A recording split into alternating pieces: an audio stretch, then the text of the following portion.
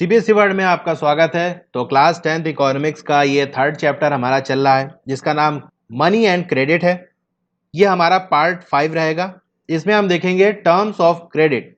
Every loan agreement specifies an interest rate which the borrower must pay to the lender along with the repayment of the principal.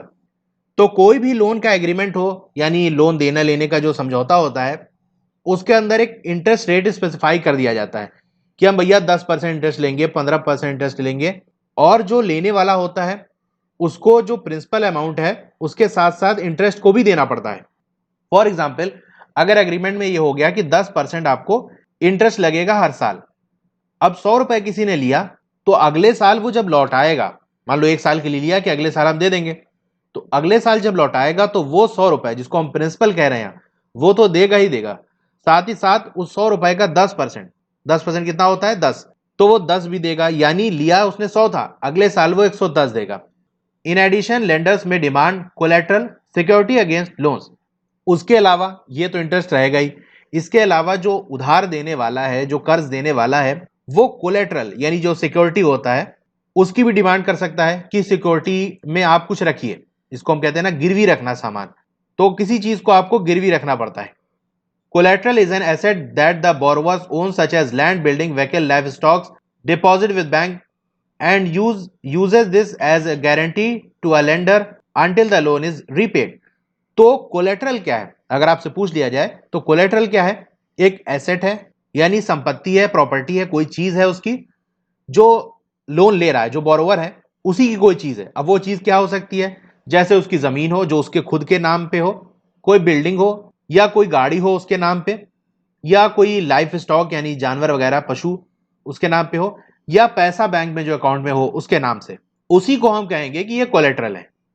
अब जिसने उधार दिया है यानी जिसने कर्ज दिया है वो इसको गारंटी की तरह अपने पास रखता है, और तब तक रखता है जब तक उसके लोन को चुका नहीं दिया जाए, उसका पैसा वापस ना कर दिया जाए।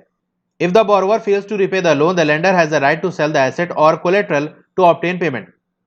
अगर इसने लोन लिया है, वो लोन नहीं चुका पाया और उसमें नाकाम रह गया, तो जो उधार देने वाला है, जो लेंडर है, उसके पास ये अधिकार है कि उसके सामान को बेच सकता है, उसकी जमीन बेच दे, उसके घर बेच दे, उसकी गाड़ी बेच दे, जिससे उसका जो है जो लोन दिया है वो पैसा वो वसूल कर सके। Property such as land titles, deposit with banks, livestocks are some common example of collateral used for borrowing. अब जो प्रॉपर्टी है जैसे कि लैंड टाइटल्स यानी जमीन के कागजात, और बैंक के अंदर जो पैसा जमा है, और जो आपके जानवर हैं, उनको कोलेट्रल की तरह यूज किया जा सकता है। यानी जो उधार देने वाला है वो ये कह सकता है कि जमीन के कागजात तुम हमारे पास रख दो, जब हमारा पैसा लौटाओगे तो हम तुम्हारे कागजात दे देंगे। तो ये जो जमीन का कागजात या और दूसरी चीजें जो रखेगा अपने पास, उसको कोलेट्रल कहते हैं। अब एक एग्जाम्पल यहां दिया है हाउस लोन का। Mega has taken a loan of 5 lakh from the bank to purchase a house. तो मेगा ने 5 लाख का लोन लिया ताकि वो घर ले सके। The annual interest rate on the loan is 12% and the loan is to be repaid in 10 years in monthly installments। अब जो एनुअल इंटरेस्ट रेट है वो 12% है, यानी हर साल 12%, जितना भी पैसा आपने लिया, 5 लाख लिया है तो 5 लाख का 12% एक्स्ट्रा आपको देना पड़ेगा। और टर्म क्या है, कितने दिन के लिए है? 10 साल के लिए, कि 10 साल के अंदर वो हर महीने पैसा देते देते उसे कर चुकाना है। Mega had to submit to the bank documents showing her employment records and salary before the bank agreed to give her loan। तो मेगा को क्या करना पड़ा? जो उसकी एम्प्लॉयमेंट के डॉक्यूमेंट है कि हाँ मैं यहाँ नौकरी करती हूँ, मैं यहाँ काम करती हूँ, और कितनी सैलरी मिलती है, जो सैलरी की स्लिप वगैरह है, उसको बैंक में सबमिट करना पड़ा। तब जाके उसको लोन मिला। लोन ऐसे ही किसी को नहीं दे देगा, कोई भी चला गया और कह दे लोन चाहिए तो मिल जाए। वो देखेगा कि हाँ आप लोन अगर ना चुका पाओ तो हम कैसे वसूली करेंगे। तो उसने दिखाया कि हाँ मैं नौकरी करती हूँ, मेरी ये सैलरी है, इन केस अगर मैं खुद से पेमेंट ना करूं तो मेरी सैलरी से निकाला जा सकता है। तब जाके उसको लोन मिला है। The bank retained as collateral the papers of the new house which will be return to Megha only when she repays the entire loan with interest.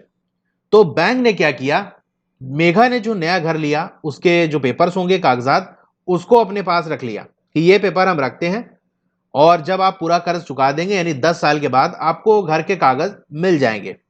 अब यहां इस जो ऊपर आपने पढ़ी स्टोरी, उस पर आपको टेबल भरना है। आपकी बुक में ना भरा होगा, मैंने ये फिल किया हुआ है पहले से। तो लोन का अमाउंट कितना था? 5 लाख था। ड्यूरेशन कितनी थी, कितने साल के लिए लोन मिला था, 10 साल में आपको धीरे धीरे करके पेमेंट करना था। क्या डॉक्यूमेंट लगे थे लोन लेते टाइम, एम्प्लॉयमेंट रिकॉर्ड कि हाँ हम यहाँ नौकरी करते हैं, और सैलरी स्लिप कि मेरी कितनी सैलरी है। फॉर एग्जाम्पल उसकी सैलरी 2-3 हज़ार रुपए है, तो कहाँ से मंथली लोन चुका पाएगी, 10 साल में हो ही नहीं पाएगा।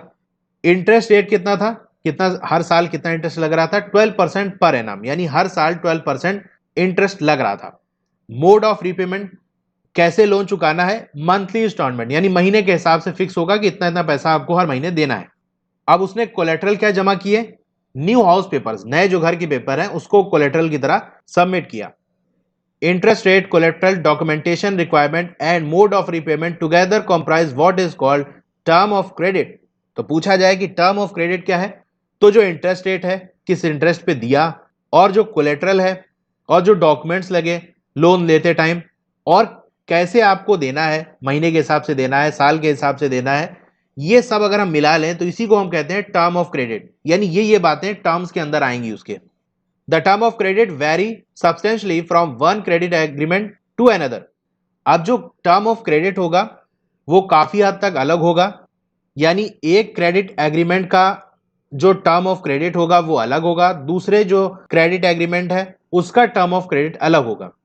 अब टर्म ऑफ क्रेडिट अलग होने का मतलब क्या है, अब जरूरी थोड़ी ना है कि इंटरेस्ट रेट एक ही हो, अलग अलग बैंक के हिसाब से इंटरेस्ट रेट अलग हो सकता है, कोई 12% ले, कोई 13% ले, कोई 10% ले। कोलैटरल में हो सकता है कोई और चीज जमा कर ले या कुछ ना जमा करे, डॉक्यूमेंट में क्या, तो ये सारी चीजें अलग हो सकती हैं, अलग अलग लोगों के लिए, अलग एग्रीमेंट के लिए। हो सकता है घर लेने के लिए कुछ और हो, गाड़ी लेने के लिए कुछ और हो, एजुकेशन के लिए कुछ और हो। दे में very depending on the nature of the lender and the borrower. तो ये डिपेंड किस पे करता है कि टर्म ऑफ क्रेडिट क्या होंगे, ये डिपेंड करेगा देने वाले का नेचर क्या है, यानी कौन दे रहा है, किस बैंक से ले रहे हैं या किसी एक आदमी से ले रहे हो, और किसको चाहिए, इस पे डिपेंड करेगा। The next section will provide example of the varying terms of credit in different credit arrangements. तो अगले सेशन में इसके बारे में पढ़ेंगे कि कैसे कैसे टर्म ऑफ क्रेडिट अलग होता है, अलग अलग जो क्रेडिट एग्रीमेंट्स होते हैं उनमें। ओके, तो आज की इस वीडियो में इतना ही। आपको वीडियो कैसी लगी कमेंट करके जरूर बताइए, अच्छी लगी हो तो लाइक जरूर करिए और अपने दोस्तों में से शेयर करिए, और चैनल को सब्सक्राइब नहीं किया है तो सब्सक्राइब करके बेल आइकन दबा लीजिए। Okay, thank you.